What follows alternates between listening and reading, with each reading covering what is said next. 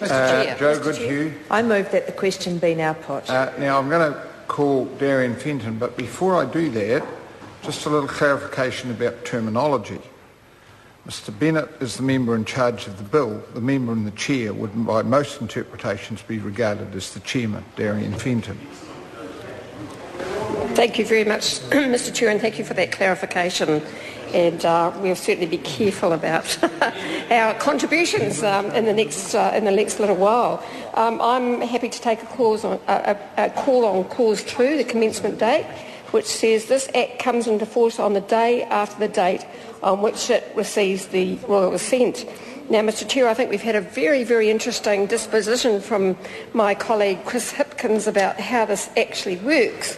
And what we're really talking about here, of course, is the Governor-General, who's the representative of the Queen in New Zealand. And right now, of course, we're going through a transition, aren't we? We're going through a transition. So there could be either the current Governor-General, Sir Anion Saturnin, who's been an excellent Governor-General. He's done a wonderful job, and I know everybody in this House agrees. Or it could be the newly appointed Governor-General, Jerry Matapare, who is also a wonderful choice, and I think has cross-party support for that choice. We know, we think there's a lot of things to recommend that, and I just want to recall quickly, Mr Chair, if I may, Mr Chair, if I just can recall quickly about commencement dates, that when my first year in Parliament was around welcoming the new Governor-General, Sir Anion Saturnin, and I'm looking forward to welcoming the next one.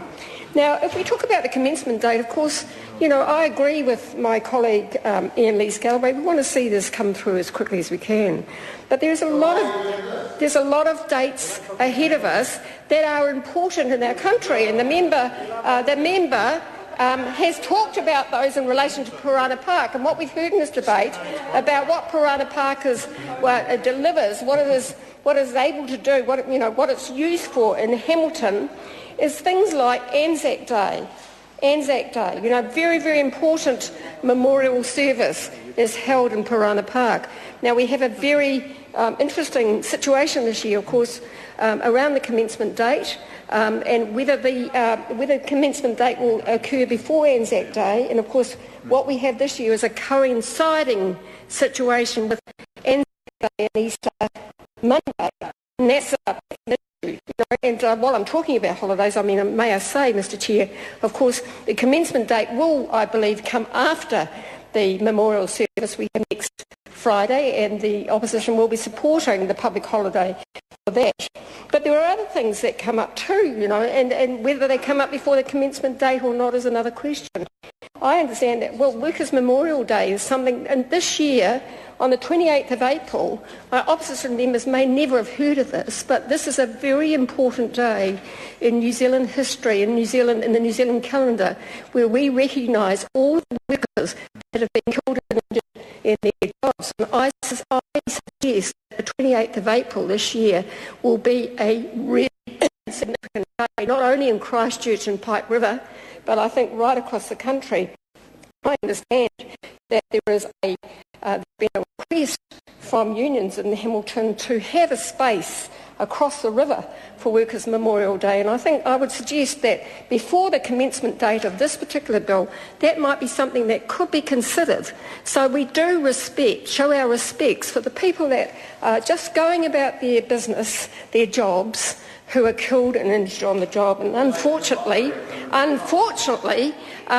those numbers are increasing every year. And I think this year, as I said, will be significant. And I think the members they should show the respects, because 28th of April this year will be a significant day. It will be a significant day in Hamilton, in Auckland, in Christchurch, on the West Coast, right throughout the country. There will be recognitions. It's got an awful lot to do with the commencement date, and yes, that's right.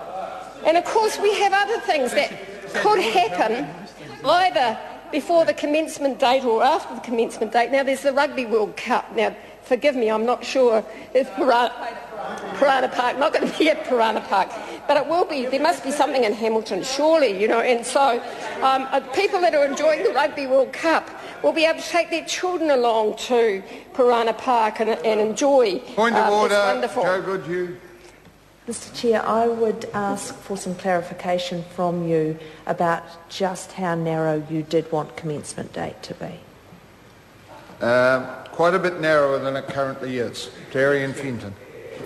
Thank you, Mr Chair. Thank you very much. Well, of course, there's other important dates, and if we're talking about the commencement date, of course, we have the election date on the 26th of November this year. That's a very, very important date. Will the commencement date be before or after? No one knows because of that clause. Shane Arden.